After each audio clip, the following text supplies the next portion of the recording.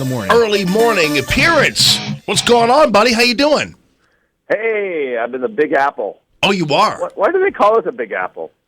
You know, I actually have no idea. Yeah, me neither. Yeah, How are you, brother? I'm doing great. How are you?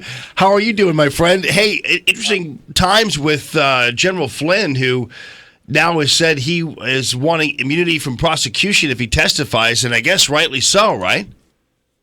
Well, I think if I understand the what he wants is kind of immunity from harassment. So, it seems to me that he said, look, I didn't do anything wrong. I'm happy to testify, but I don't want somebody to inadvertently take something I say, and then, I wind up in court for the next, 50 years. And so people who said, oh, my God, he wants immunity, he must have, some big thing to share, that at least that doesn't sound like what he's saying. Yeah, right.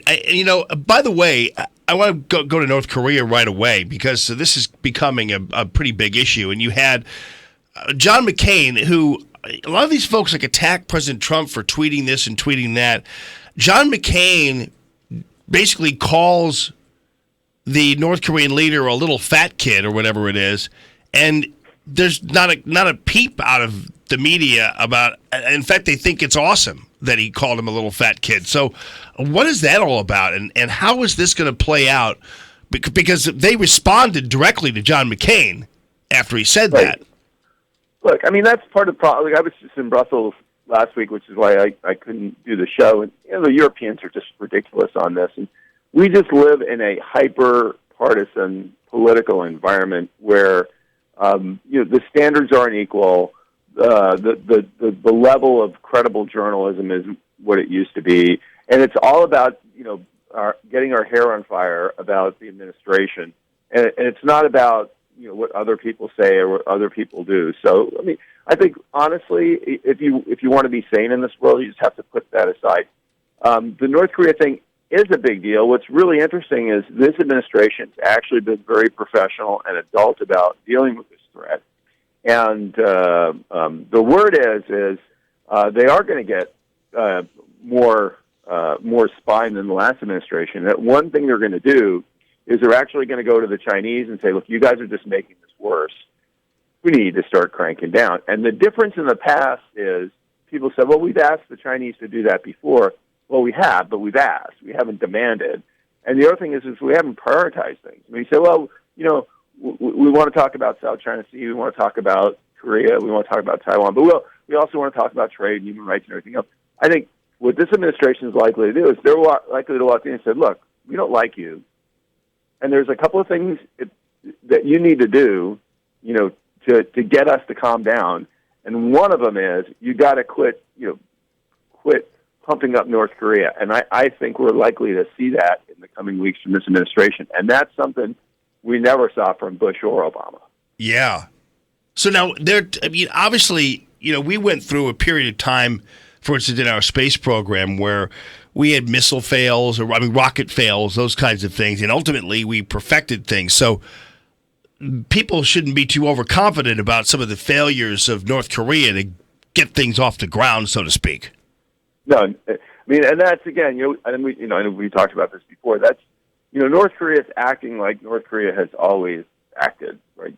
What's the difference? And the difference is their capability to actually deliver a missile with a nuclear warhead on it, and not just from a land-based missile, but also from submarines. And that means greater threats for South Korea, for Japan, and for the United States. So there's more than just bluster behind the threats these days, and we need to take it more seriously. Part of that is really cranking down on this regime, sanctioning them, and China, but also being able to capacity defend ourselves, which is why we're putting missile defense in South Korea, and why we need to take the whole subject of missile defense more seriously, and why this administration, I think to the surprise of many people, has put another, in the supplemental request, put another $1 billion in it for missile defense because they realize how important that is.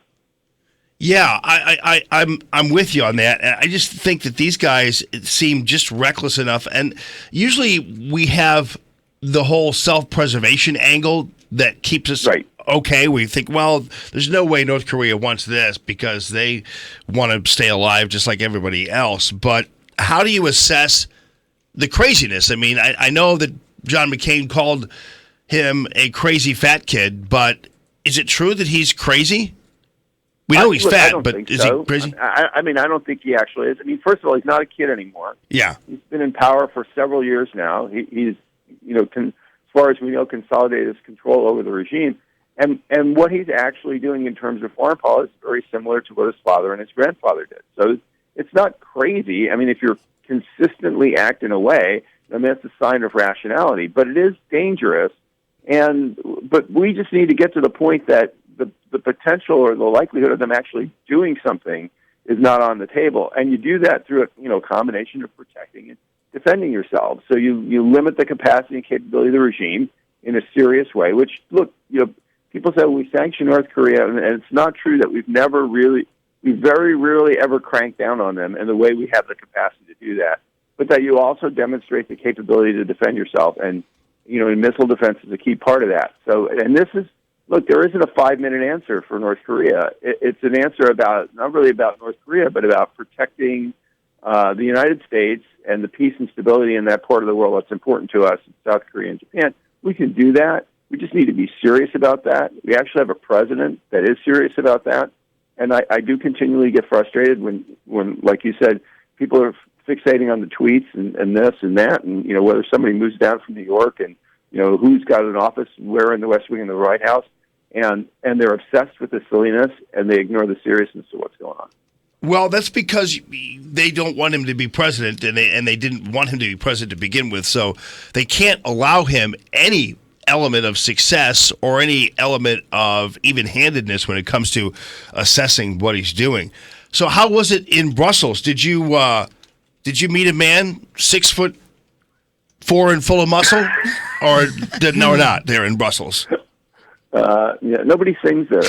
No, they're delusional. I mean, I think Europeans living in a universe all their own. But a lot of what they do is they hear this kind of craziness from here, and they want to believe it, right? I mean, all of them wanted Hillary Clinton to be president, and so I actually had people say the most ridiculous things to me, like Americans don't believe in values anymore. We can't count on America. This Trump guy's just in it, and none of that is true. So I think part of them is them just being delusional, and they have their own sets of issues that they ignore. So that doesn't surprise me. But also they listen to what's going here, and a lot of the people that went over, quite honestly, are not people like you and me. They're people that are angry and frustrated about the results of the election. And so when a European says to them, "Oh, well, we're not sure about this president," they go, "Oh my God, you should be worried about this president. This is a crazy guy." And so these are Americans, undermining America. And I said right now, George, when George Kennan wrote the long telegram way back in the 1940s about the rising threats in the world of that day, the last thing he said in that really important prescient document is, we can thrive in this world. We just need to not be crazy and stupid. And we're kind of talking ourselves into self-doubt, craziness, and stupid, all because people didn't like the politics of the last election, and not because they're being serious about what's going on in the world today. So the greatest threat that we have is us being stupid about talking about us. Yeah, I'm with you, man, and thanks so much for that insight. That's for sure. So the Big Apple, apparently the term, I looked it up, was something that was made popular by some sports writer, but initially the earliest they could find a reference for the Big Apple was in some book in 1909, and the Big Apple, it was intimated that New York was more of a sap on the U.S. resources, and so forth. And so they call it the Big Apple because it was sucking all of the nutrients out of the rest of the country. I believe that. I actually like Washington. We were talking yesterday. I think Washington's a much nicer city than Manhattan. But that's good, cool. Nobody in New York's listening to you anyway. So. Well, that's because D.C. still has that Southern hospitality element to it, believe it or not. Right.